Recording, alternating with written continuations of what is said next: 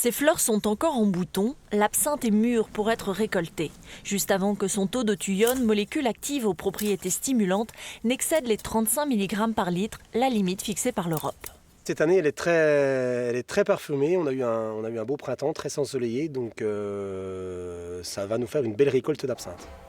Ces brassées de grandes tiges vont sécher 3 à 4 semaines avant que les feuilles soient mises à macérer dans de l'alcool. Il faut bien maîtriser la période de séchage.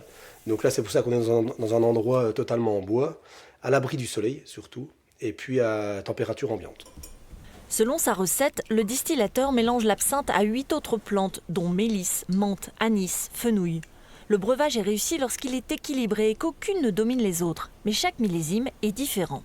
Suivant l'ensoleillement, suivant le temps et le climat, on a des absinthes d'une année à l'autre qui peuvent varier en fonction des dosages.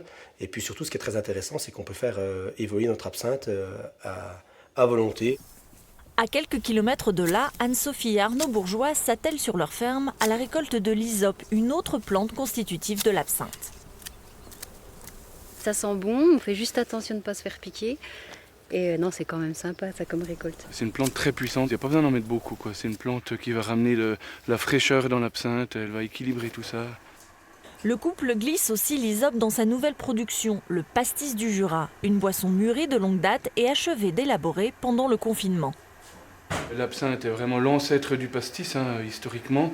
À l'interdiction de l'absinthe en 1915, est né le pastis, en fait. Donc c'était important pour nous de retracer ça, quoi, de commencer par l'absinthe et puis de refaire un petit pastis artisanal.